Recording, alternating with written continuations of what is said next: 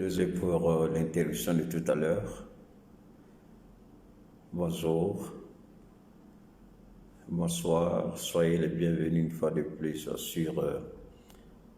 ce direct pour parler bien entendu de la Côte d'Ivoire, pour parler de l'actualité sociopolitique, mais plus nous allons parler de l'actualité judiciaire un peu,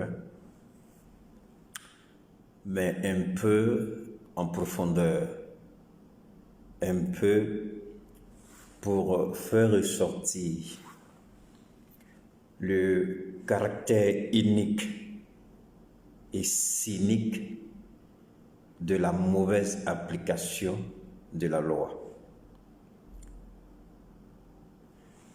Alors, comme vous le savez, Yodé et Siro ont reçu ce soir, je dirais même cette nuit, une convocation. Ils sont convoqués à la gendarmerie au niveau de la brigade de recherche pour soi-disant une enquête judiciaire. Yodé et Siro, deux jeunes chanteurs qui n'ont ménagé aucun effort, tout en apportant la gaieté dans le cœur des Ivoiriens. Ils ont même en même temps interpellé ce même cœur. C'est-à-dire, ils ont su jumeler l'utile à l'agréable. Faire en sorte que dans la distraction, faire en sorte que dans la joie, faire en sorte que, comme on dit dans le langage vulgaire abidjan, dans l'amusement, on puisse se parler sérieusement. On puisse se dire certaines choses. On puisse se dire certaines vérités. Il faut dire que dans nos pays africains, particulièrement en Côte d'Ivoire, la vérité a été bannie en Côte d'Ivoire. Bonsoir à tous, Mauribra. La vérité a été bannie en Côte d'Ivoire. La vérité a été tuée en Côte d'Ivoire, en tout cas sous l'ère Ouattara.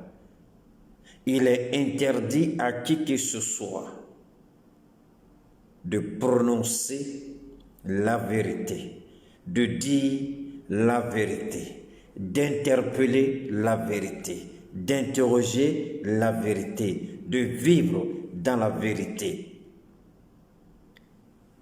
Il est interdit par le pouvoir cynique, le pouvoir sanguinaire, le pouvoir satrape, le pouvoir reptilien, le pouvoir illégal, le pouvoir anticonstitutionnel, le pouvoir ingrat, le pouvoir jaloux, le pouvoir mécréant, le pouvoir incapable, le pouvoir indigne, le pouvoir insolent, le pouvoir violent, le pouvoir agresseur, le pouvoir tueur, le pouvoir assassin, le pouvoir menteur, le pouvoir corrompu, le pouvoir souillé, le pouvoir indigne. Ce pouvoir-là refuse la vérité. Ce pouvoir-là combat la vérité. Ce pouvoir-là rejette catégoriquement tout ce qui est véridique, tout ce qui se rapporte à la vérité.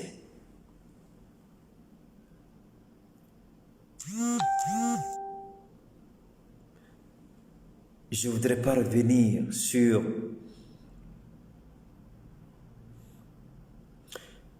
excusez-moi. Je ne voudrais pas revenir sur des situations douloureuses que nous avons connues.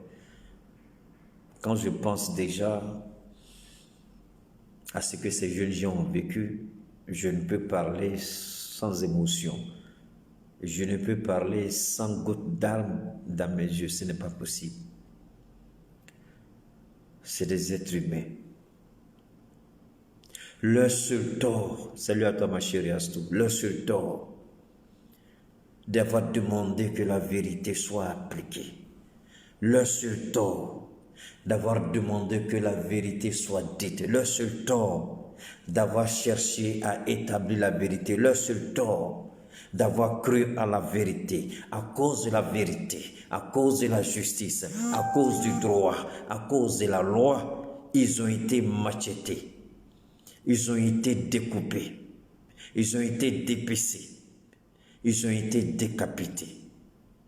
Sans que la justice ivoirienne ne sache ce qui s'est réellement passé.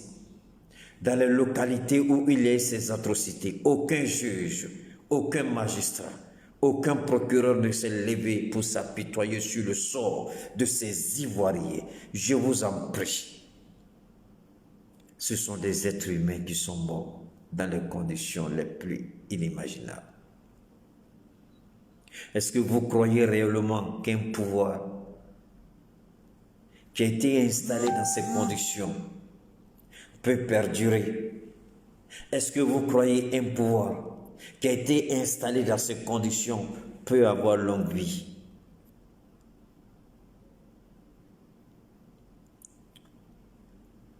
Yodé et Siro, j'ai eu l'occasion d'aller, Siro et moi, peut-être qu'il ne se souviendra plus, à l'époque, il doit le connaître, son grand frère de quartier, Adama Seyeux à Niamey. C'est un grand frère, mais il était un ami à moi, quelqu'un qui m'aimait, que j'aimais beaucoup. Alors, à l'époque, en ce moment, Yodé et Siro venaient de commencer. Yodé, il avait un maquis à Yopougon, j'oublie un peu le nom du maquis, et puis le quartier. Yopougon, c'est vaste, vous le savez. Adama, la cour familiale d'Adama était là. Et puis, juste, il y avait un espace un peu dégagé, il y avait le maquis de Yodé. Donc, on allait s'asseoir là-bas. Yodé est venu, puisque Adama était beaucoup connu dans le milieu du showbiz. C'était l'ami des choses, comme on appelle ça, de Barthélemy Nabo, et puis Serge Fatou Elenga, c'était leur ami. Alors, donc, on a été chez Siro. Il ne se souviendra plus puisque nous n'étions pas aussi familiers que ça. J'ai vu quelqu'un qui avait conscience et pleinement pris conscience de la vie. À peine il avait commencé à gagner, qu'il avait commencé à investir. Et ça m'a beaucoup marqué, ça m'a beaucoup plu. Et ne vous en faites pas, on risque d'être un peu parce que j'ai oublié carrément de nettoyer mon téléphone. Si on est interrompu, ne vous en faites pas. Je vais flasher rapidement en 2-3 minutes et puis on revient pour terminer parce que c'est important ce que je vais dire aujourd'hui. En fait, je ne voulais même pas parler. J'étais assis là, j'ai regardé la guêpe. Comme dans ses habitudes, elle dansait beaucoup, dans sa tenue magnifique bleue, dans sa robe bleue, elle était toute magnifique, toute belle, elle dansait. Et puis, avant elle, j'ai suivi d'abord mon jeune frère Doumbia, Zozo, qui a parlé d'une situation. Si on a le temps, on va essayer d'aborder un peu ce dont Doumbia a parlé. C'est important. Doumbia est revenu sur un sujet qui me tient à cœur, quelque chose, et je me force à faire comprendre aux Ivoiriens. Et Dieu merci, des éminents, des spécialistes ont fait une vidéo là-dessus. Et je suis étonné que mon frère Doumbia ait retrouvé cette vidéo qu'il a partagée avec nous. J'ai suivi son direct. Merci à toi Doumbia. Ibra, merci pour tout ce que vous faites. Je suis chacun de vous. Je ne parle pas toujours, mais je vous encourage dans ce que vous faites. Avec un peu d'organisation, on pourra faire des grandes choses et on pourra étonner le monde. Alors, Yodé et Siro ont interpellé de la façon la plus polie, mais de la façon la plus directe, de la façon la plus honorable et respectable, mais de la façon la plus véridique. Ils ont interpellé le procureur général de la République, le soi-disant procureur. Mais vous êtes en train de pourchasser les jeunes baoulés au motif qu'un jeune homme aurait été tué, je ne connais pas trop l'histoire, ou un jeune homme aurait disparu. Et en même temps, vous refusez de persécuter, vous refusez d'instruire, vous refusez des enquêtes judiciaires, vous refusez d'ouvrir une enquête sur les prétendus assassinats, tueries et meurtres en Côte d'Ivoire. Les auteurs de ces meurtres de ces assassinats, de ces exécutions, prennent plaisir à poster leurs propres vidéos. Ils ont les visages qui sont bien ciblés, visibles, repérables. On n'a jamais vu un seul instant, ni un juge dans toute la Côte d'Ivoire, sur 322 462 km², aucun juge n'a levé le petit doigt pour dire il faut entamer, il faut instruire une information judiciaire, il faut commencer à savoir ce qui se... Parce que on ne peut pas bâtir la paix ni le dialogue dans l'impunité. Avec Ouattara, l'impunité est devenue une religion. Avec Ouattara, l'impunité est devenue une seconde nature. Avec Ouattara, l'impunité est devenue une partie du quotidien de ceux qui marchent avec lui. Donc de sorte que les gens ne se rendent même pas compte du tort qu'ils font, de l'image qu'ils véhiculent de la Côte d'Ivoire à l'extérieur. Vous êtes en Côte d'Ivoire, vous n'avez même pas une idée de ce que les gens pensent de ce pays qui, jadis, était envié de tous. La seule question à laquelle je voudrais inviter tous les Ivoiriens, est-ce que Yodé et Siro ont mal fait? Est-ce que Yodé et Siro ont insulté le procureur? Est-ce que Yodé et Siro sont sortis du cadre juridique? Non. Ils ont juste interpellé le procureur de la République. Un mort était mort. C'est par ce genre de comportement que vous encouragez certaines situations dans le pays. À croire que ces gens-là ne veulent pas la paix en Côte d'Ivoire. À croire que ces gens-là veulent inciter les gens à la révolte, à la violation. Je dis à la violation. Comment on appelle ça? Aux violences. Mais je suis dépassé. Comment on peut tuer de telle manière dans un pays dit civilisé, dans un pays qui se proclame d'être un état de droit, et en même temps, on est incapable, je dis bien on est incapable de faire recours au minimum de justice. Ivoirienne. Ce qui se passe aujourd'hui avec Yodé et Siro, partagez, je vous en prie, partagez, c'est important. Ce qui se passe aujourd'hui avec Yodé et Siro, il y a longtemps, des barons du RDR avaient demandé que Yodé et Siro soient arrêtés et mis aux arrêts à cause de leurs chansons. Je crois que c'est Héritage, quelque chose comme ça.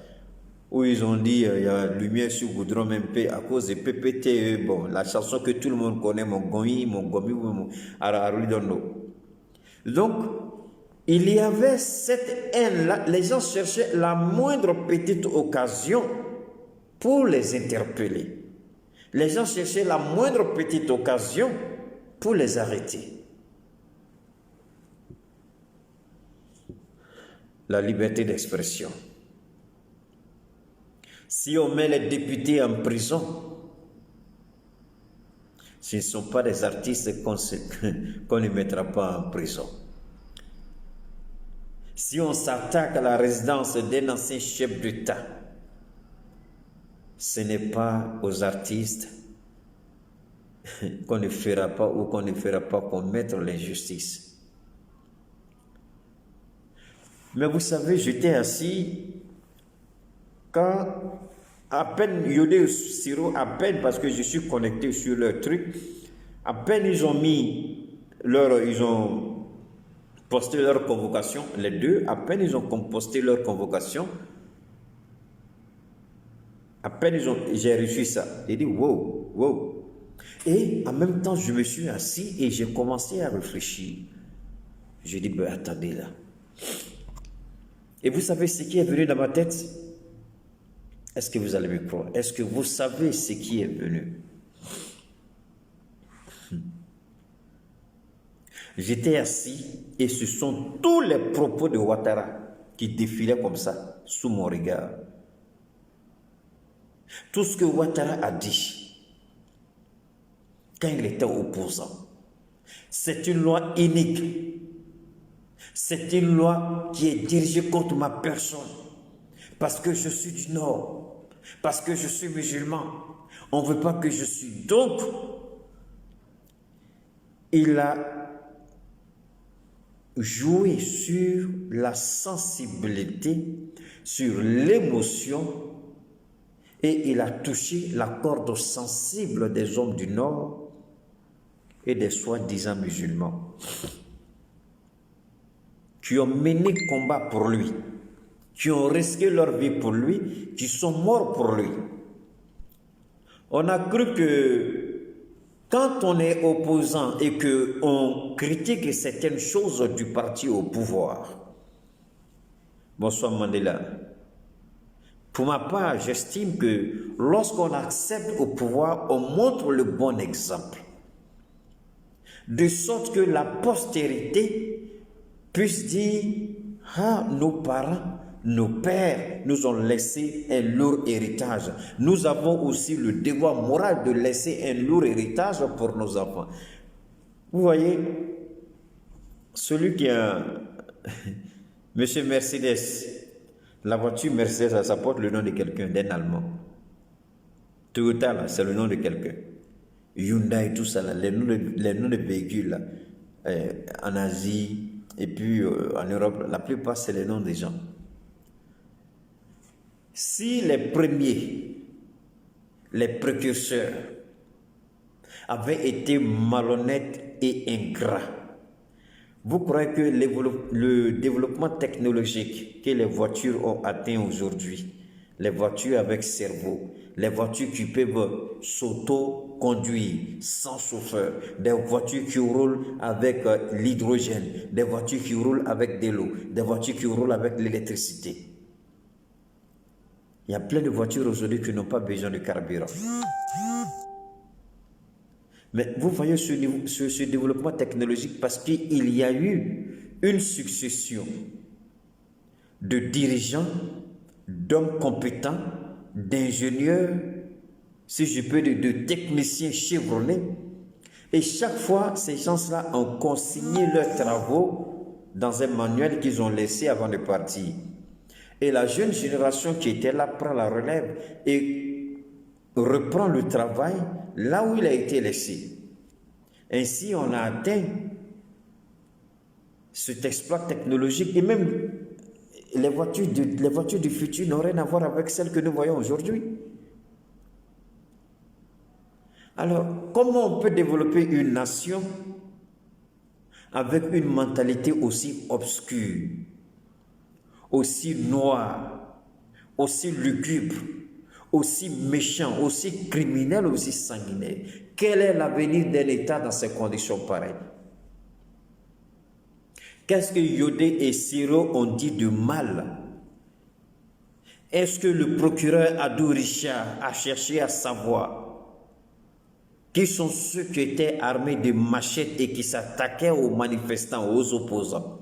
Non, parce que quand on est opposant en Côte d'Ivoire, sous Alassane Dramane Ouattara, on est un animal. On peut être tué et on ne demandera jamais de compte. On peut être assassiné et on sera tué de la pire manière et rien ne se passera. La justice ne se lèvera même pas une seconde pour défendre la justice elle-même. C'est le message. Vous savez, cette convocation de Yodé et de Siro, c'est le message qu'on nous envoie. Nous sommes dans le pays de l'impunité. Et vous n'avez pas le droit de critiquer nos actes et nos actions. Ceux qui sont morts parce qu'ils étaient opposants, on s'en fout, ça ne nous intéresse pas, on va tuer plus encore. Et on va permettre encore aux jeunes microbes et médecins de tuer encore plus. C'est le langage d'Adou Richard. Parce que l'impunité a un seul langage. Vous pouvez continuer de faire ce que vous avez commencé. Personne ne vous dira pourquoi. Personne ne vous demandera des comptes. Personne ne viendra vous arrêter. Personne ne vous enverra en justice. Personne ne vous enverra en prison. Tuez comme vous voulez. C'est l'impunité. Et c'est ce que Yodé et Siro essaient. Ils essaient d'éviter une crise majeure à la Côte d'Ivoire. Ils essaient d'interpeller la conscience collective des Ivoiriens. Ils essaient de dire à la justice ivoirienne, trop c'est trop, prenez vos responsabilités. Il n'y a pas de justice pour un camp, il n'y a pas de justice pour un vainqueur et une justice. Oui, cette justice-là, Dieu a déjà tranché. Lorsque la justice des vainqueurs a arrêté Laurent Gbagbo pour l'envoyer à la CPI, elle aurait pu juger Laurent Gbagbo en Côte d'Ivoire et faire de Laurent Gbagbo ce qu'elle voulait. Mais quand Dieu veut se glorifier, quand Dieu veut se manifester, quand Dieu veut te montrer sa gloire, sa force, sa puissance, Dieu te laisse agir. Et quand tu agis, tu crois que tu domines, tu es fort, tu es puissant. Ce jour-là, Ouattara ne croyait pas, Ouattara ne pensait pas qu'il travaillait dans le programme de Dieu. Il travaillait dans la voie tracée par Dieu.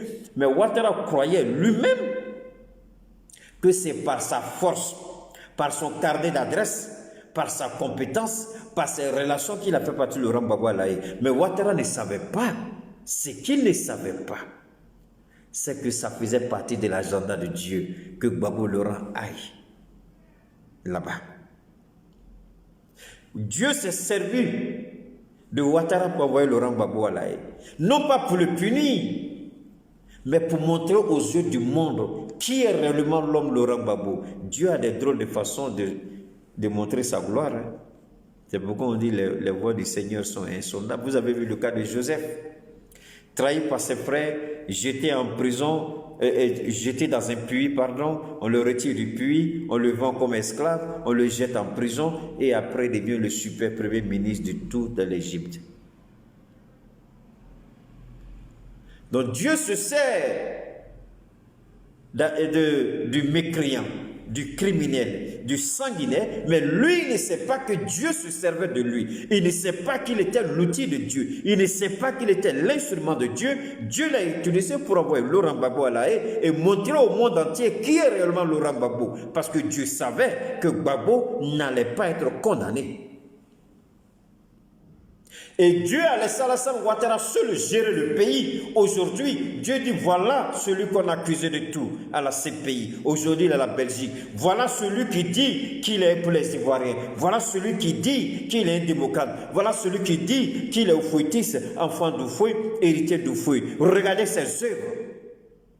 Et Dieu demande aujourd'hui, regardez-le, est-ce que celui-là est mon fils? Est-ce que celui-là est un croyant? Est-ce que celui-là croit en Dieu? Est-ce que celui-là il prie?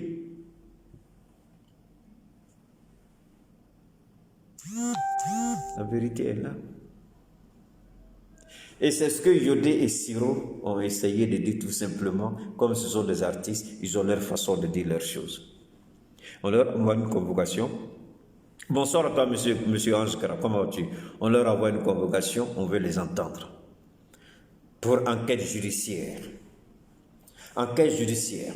Donc, quand vous prenez la forme, on leur donne une convocation.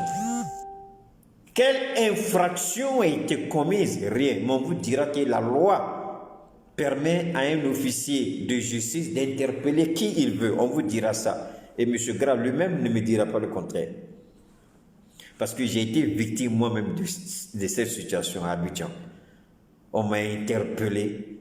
Je ne voulais pas venir. Mais comme on m'a essayé de me faire comprendre, quand je suis allé, l'officier, c'était, je crois, l'officier de police. Il était le commissaire adjoint. Il me dit qu'un officier de police judiciaire a autorité à interpeller n'importe quelle personne si elle juge que cette personne est, comme on appelle, suspicieuse de quelque chose. Je dis d'accord. Mais ce qu'il voulait faire, là, il n'a pas eu ça avec moi. Bon, ça c'est pas de moi ici comme pas. Alors, Yodé et Siro, voilà la situation. C'est ce qu'on nous dira, que devant la loi, nous sommes tous égaux. Ah, j'adore cette phrase. Nous sommes égaux.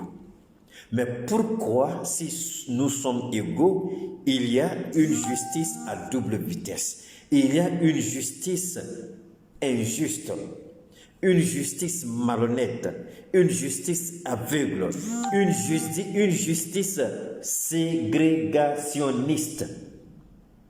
On fait de la ségrégation, on fait de la séparation, on fait du trait. Ceux qui doivent être condamnés sont condamnés. Il y a des tueurs qui marchent les bras ballants à Abidjan, si comme ils n'ont rien fait. Des pauvres innocents sont en prison. Des politiciens, on leur dit pourquoi vous faites la politique, on va mettre un blocus, on les arrête, on les met en prison. Pourquoi vous n'êtes pas d'accord avec Ouattara? La seule chose que moi je vais vous demander, Ivoiriens, est-ce que vous croyez réellement que Ouattara finira comme il se doit? Est-ce que vous croyez réellement que Ouattara va mourir d'une belle mort, une mort paisible après avoir servi royalement son pays? Est-ce que vous croyez à ça? Je ne suis pas Allah subhanahu wa ta'ala. Que Dieu me préserve d'y même penser à ça. Je ne suis même pas un prophète. Que cela ne traverse jamais ma pensée. Par Allah, je prie. Je suis tout simplement celui que Dieu a doté tous, tout simplement d'un esprit qui permet de comprendre certaines choses. Mais je vous dis, une fois de plus, regardez la fin de Ouattara. Regardez la fin terrible de Ouattara. Qui t'a parlé encore? Regardez la fin terrible de Ouattara. Il y a des présidents qui ont fait pire que lui, mais qui ne connaîtront pas la fin atroce que lui, il connaîtra. Parce que lui, il a trahi Dieu. Lui, il a trahi l'islam. Lui, il a trahi la région du Nord, qui n'est même pas sa région, la région du Nord. Lui, les sacrifices humains, ce sont ses rituels. Parce que lui, je sais que Yaya Jammeh, par rapport à la guerre de Darfour, aux atrocités de son armée contre le Soudan du Sud, je crois, il est recherché par la CPI, on dit c'est un criminel de guerre. Lui, il est en temps de guerre, donc je ne le justifie pas, je ne l'excuse pas, mais j'ai dit qu'il était en temps de guerre. Est-ce que la Côte d'Ivoire est en guerre? La Côte d'Ivoire n'est pas en guerre. Pour l'instant, en tout cas, la Côte d'Ivoire n'est pas en guerre. Yodé et Siro demandent au procureur de penser un tout petit peu qu'il est lui-même un être humain. Il a une famille. Il a des amis. Je ne sais pas s'il est stérile, mais je crois bien peut-être qu'il a des enfants. Il a une épouse. Sa femme a une famille. La famille de sa femme a une famille. Sa femme, la famille de sa femme, la famille de la famille de sa femme ont des amis, des connaissances, des cousins, des cousines. Donc les ramifications africaines vont comme ça. Si c'était un membre de la famille d'Adou Richard qui avait eu la tête décapitée et joué en ballon, toute la justice serait mise sur un pied pour retrouver les coupables. Mais Dieu vous voit. C'est ce que Siro et Yodé essaient de dire. Monsieur le procureur, imaginez un seul instant que l'enfant qui a été découpé à la machette comme viande de brousse, l'enfant qui a été décapité et on a fait de sa tête un ballon de foot, les gens qui ont été calcinés dans leur maison, tous ceux qui ont perdu la vie, Monsieur Adou Richard, imaginez un seul instant qu'au moins une ou deux personnes soient issues de votre famille. Que serait votre réaction? Si c'était de la famille d'Ahmed Bakayoko, que serait votre réaction, Monsieur le procureur? Si c'était de la famille de Ouattara, quelle serait votre réaction, monsieur le procureur? Vous croyez qu'une vie vaut mieux qu'une autre? Mais qui êtes-vous pour choisir quelle vie est meilleure qu'une autre? Qui êtes-vous? Poussière tu es, poussière tu retourneras. Abdou Richard, tu as osé demander à la gendarmerie d'interpeller moi, mes deux leaders, d'interpeller mes deux amis. Tu as demandé à la gendarmerie d'interpeller Siré et Yodé. Abdou Richard, tu viens d'ajouter une fois de plus une nouvelle charge à la charge qui t'attend. Moi, j'ai déjà prononcé la sentence sur toi. Ce n'est pas ma sentence, mais c'est la sentence que Dieu a mise dans ma bouche pour toi, Abdou Richard. Je t'ai déjà dit. Je ne vais pas me répéter tous les jours. Sinon, on va dire, t'a dit la même chose, si c'est vrai. J'ai dit une seule fois, ça suffit, je ne vais pas répéter. Mais Abdou Richard, si tu pouvais voir un peu ce qui arrive, si tu crois au divin que tu as chez toi à la maison, les gens que vous avez mis chez vous à la maison pour faire vos sacrifices, là, on est au courant de tout. Même Ahmed Barayogo, ton patron, là. Moi, je ne parle pas de lui parce que je sais que tout ce qu'il fait vous à l'échec. Pourquoi? Parce que je sais ce qu'ils ont tenté contre moi. Je sais.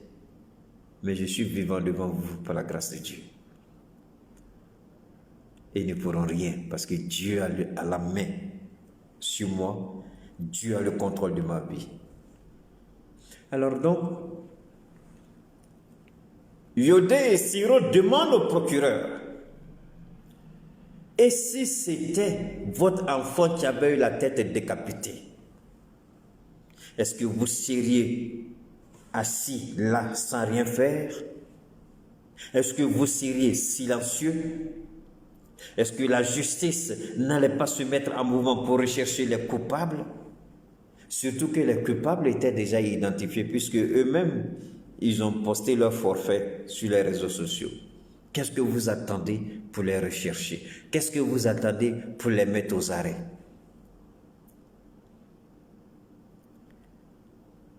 Alors, vous qui êtes connectés en ce moment, je voudrais que chacun de vous partage au moins 5 fois, au minimum 5 fois.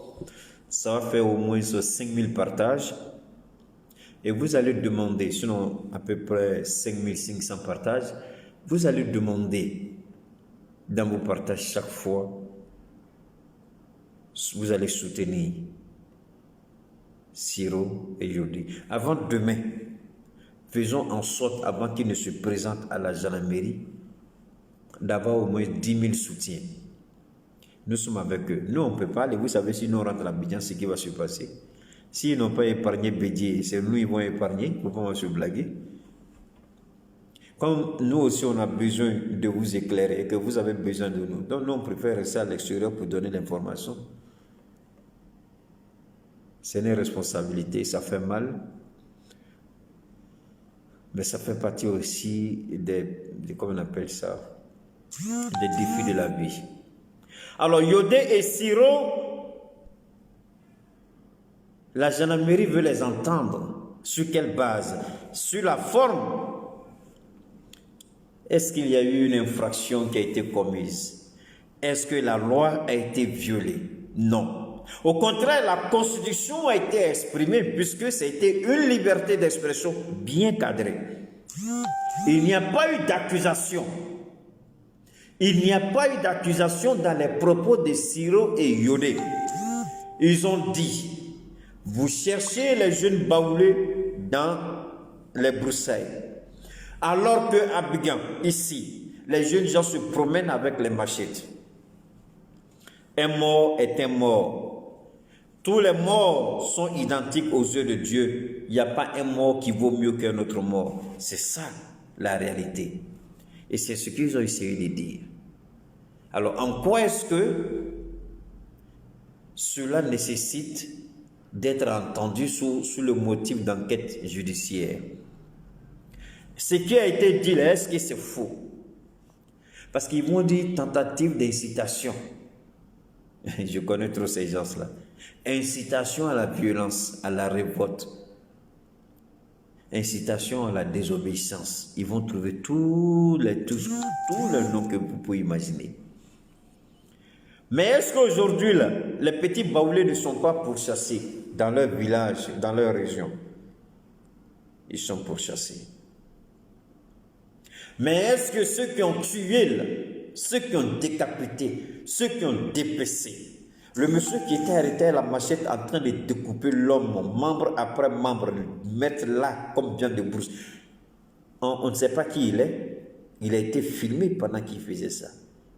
Les jeunes gens qui ont pris quelqu'un, qui l'ont jeté dans le lac au Caïman Yamsoukro, ayant vu que les Caïmans n'ont rien fait, ils l'ont fait sortir puis l'ont tué. Est-ce qu'on n'a pas vu ça?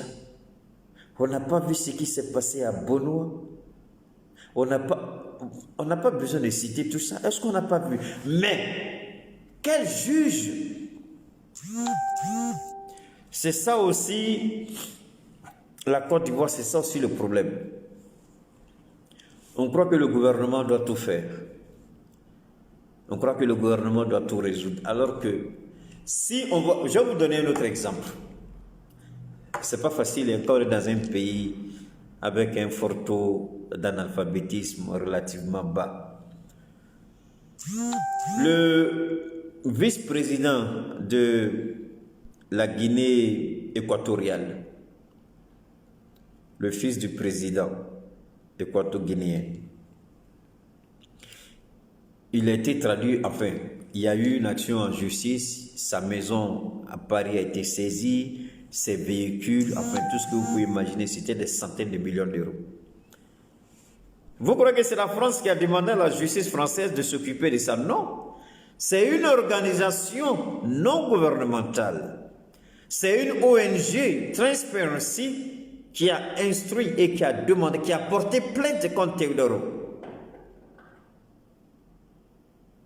Alors, pourquoi nos leaders politiques ne peuvent pas réfléchir un peu, demander à des organisations internationales de porter plainte par rapport à ce qui s'est passé? Les preuves sont là, les vidéos sont là. Pourquoi on ne peut pas porter plainte? Si Abdou Richard ne peut pas accepter, on va porter plainte à un niveau beaucoup plus élevé. Ce qui veut dire que si une plainte est déposée à ce sujet, qu'il pleuve, qu'il neige, tôt ou tard, Ouattara va répondre de ces crimes-là. Abdou Richard va répondre. Ahmed Bakayoko va répondre. Bitogo va répondre. Adjoumani va répondre. Tous ceux qui de près ou de loin sont impliqués vont répondre. Photocopies vont tous répondre. Est-ce que vous voyez? Donc, excusez-moi une seconde. Hein. Alors donc, c'est des trucs. C'est des trucs qui sont aussi simples que ça. C'est des trucs qui sont aussi simples que ça. C'est pas difficile. Si à Abidjan, on ne peut pas porter plainte, parce qu'on sait que ça n'ira nulle part. Mais Théodoro, là, ce n'est pas en Guinée équatoriale, c'est à Paris qu'il a été mis, comme on appelle la contribution. C'est à Paris. Et ils ont mis la main sur certaines de ces réalisations. Au RHDP, là, ils ont volé, ils ont mis l'argent un peu partout en Europe. Mais tous ceux qui seront reconnus comme coupables, ils devront payer. On ne doit pas attendre que le gouvernement fasse tout.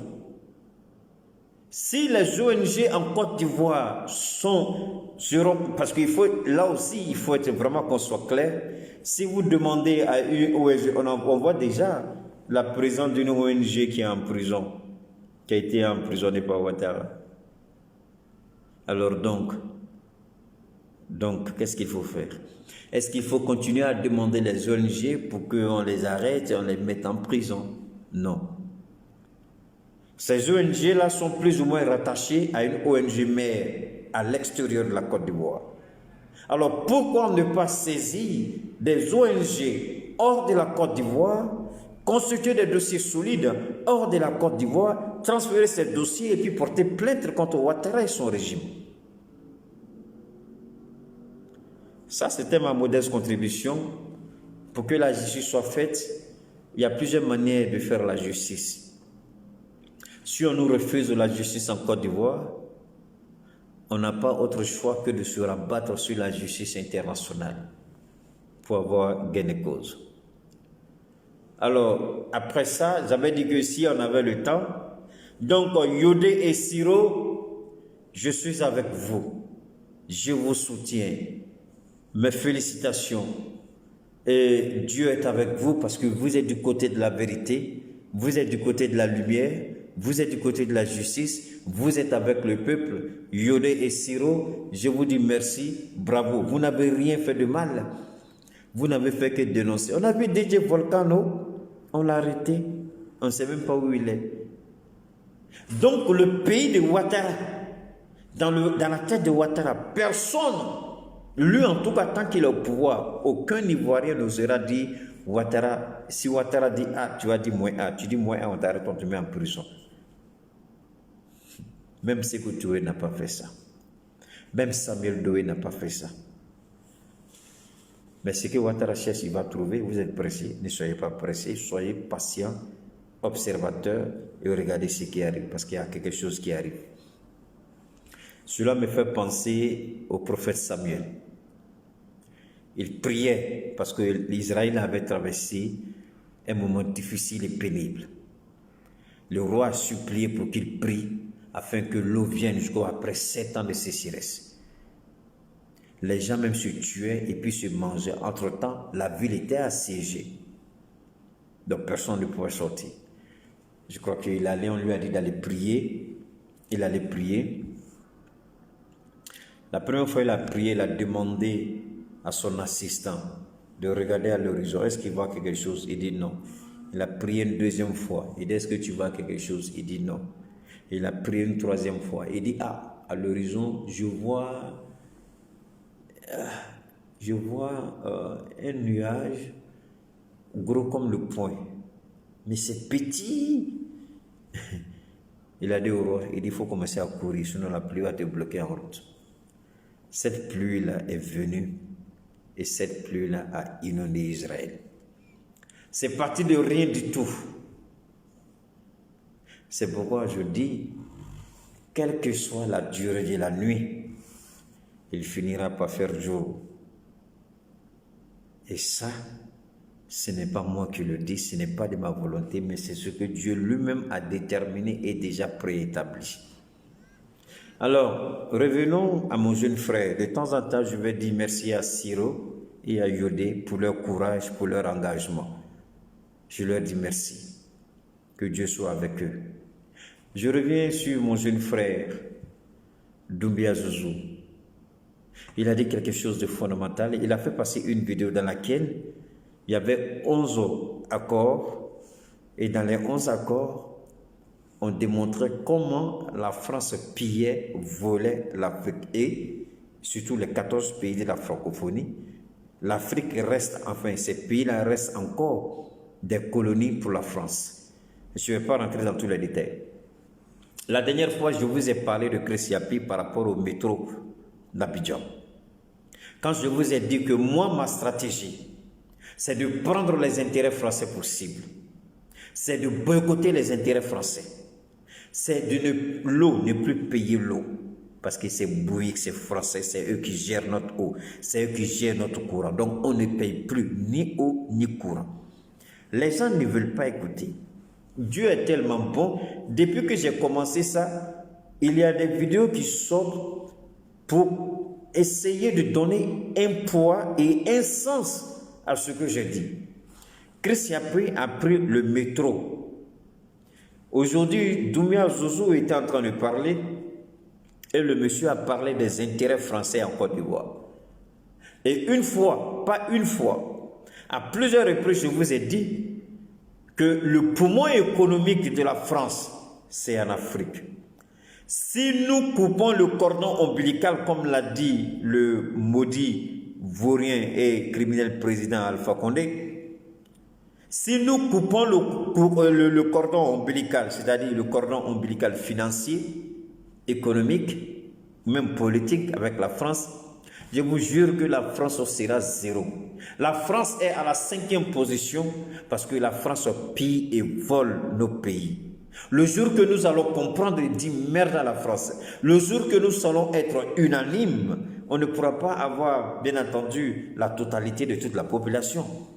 Mais lorsque nous aurons la majorité significative, la majorité réfléchie, la majorité avec une bonne dose de dignité, d'honneur, la majorité prête à se sacrifier, la majorité patriotique. Lorsque nous aurons cette majorité patriotique dans nos États, ce sera l'arrêt cardiaque de la France, l'arrêt cardiaque économique et financier de la France. La France ne peut pas vivre sans notre économie. Elle nous pille, elle nous vole. C'est pourquoi Macron a encouragé Ouattara à tuer les Ivoiriens. Et il a fermé les yeux. Président d'un pays où l'état de droit est respecté, il permet à des présidents africains de tuer, de massacrer, d'exécuter leur population et il les applaudit. Il avait fustigé Alpha Condé. Il s'était moqué d'Alpha Condé. Il avait même menacé Alpha Condé. Mais que s'est-il passé? Revirement de situation. Il appelle Alpha Condé et puis félicite Alpha Condé. Est-ce que Emmanuel Macron a honte dans sa vie? Est-ce que la France a besoin de la Guinée? Donc vous comprenez maintenant quand Keïta dit nous, on se sous-estime. Nous, le jour qu'on va comprendre notre vraie valeur. Et ça, la France ne veut pas. Elle fait tout pour ne pas qu'on comprenne qui nous sommes réellement, quelle est notre véritable force, quelle est notre véritable valeur. Parce que la France sait le jour que nous allons découvrir nos véritables valeurs, notre véritable identité, le jour que nous allons nous engager véritablement sur le chemin du patriotisme, de la dignité, de l'honneur humain, la France sait que ce jour-là, elle est dans le problème. La France sait que ce jour-là, ce sera fini pour elle.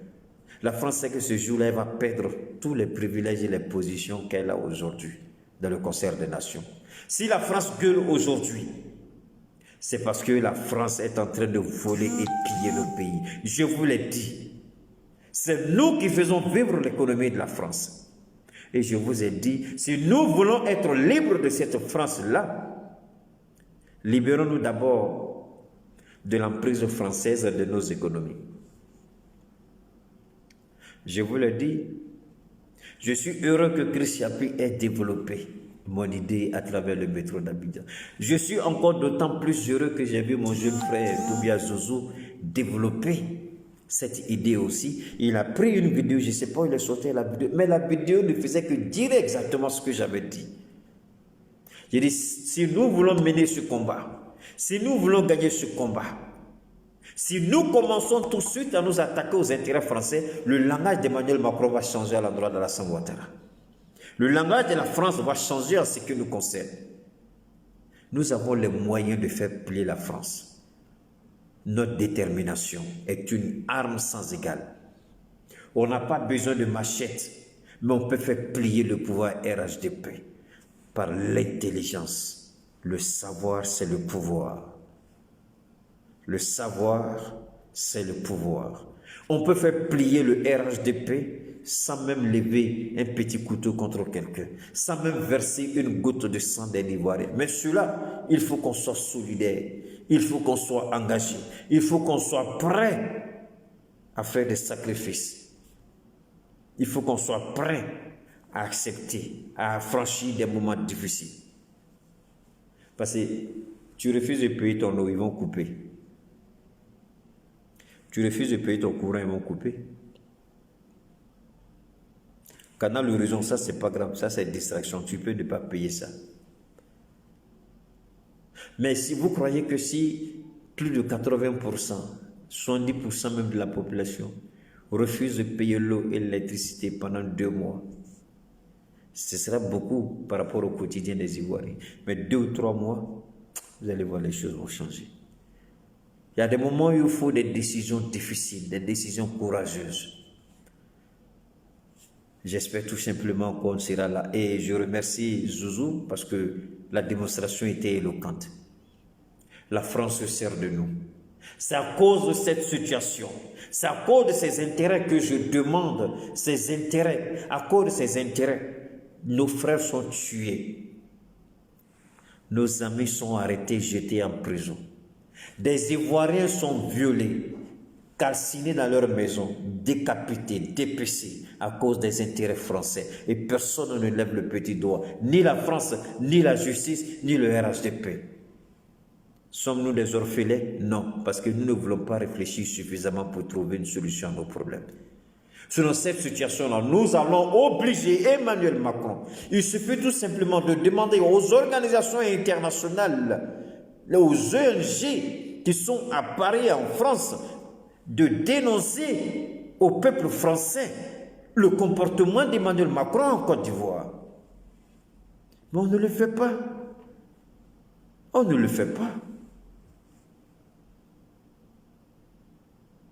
Ceux qui sont décapités, posons plainte contre X. En France, en Italie, en Allemagne, en Angleterre, posons plainte. Ces pays-là n'ont pas oublié.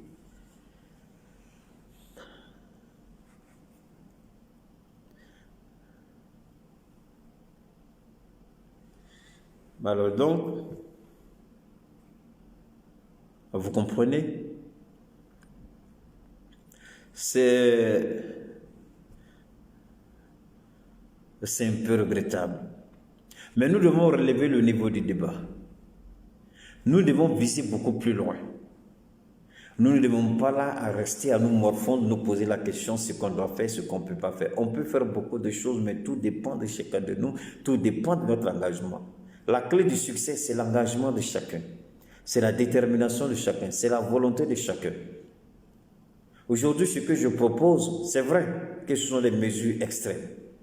C'est vrai que c'est difficile. C'est vrai, ce sera difficile. Mais au moins, personne ne mourra. Au moins, personne ne sera dépecé avec une machette. Au moins, on ne va pas décapiter quelqu'un.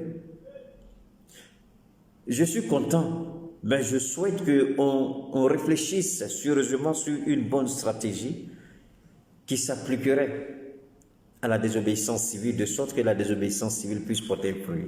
La Révolution française de 1789 est partie de la Révolution française.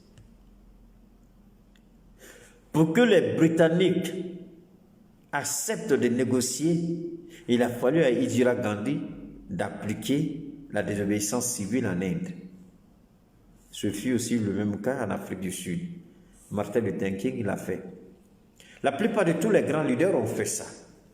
Alors pourquoi nous ne pouvons pas essayer à l'ivoirienne, à la façon ivoirienne, l'adapter à notre réalité et puis mener ce combat-là, accepter de serrer dur les ceintures, de boire l'eau de pluie, de rester avec un peu de bougie, d'acheter quelques vieilles batteries pour regarder la télévision, mais dans l'optique et l'espoir de faire payer à Bouygues son ingérence dans la politique ivoirienne. Parce que tant qu'on n'enverra pas un message clair aux entreprises françaises, on n'a pas encore fini un problème.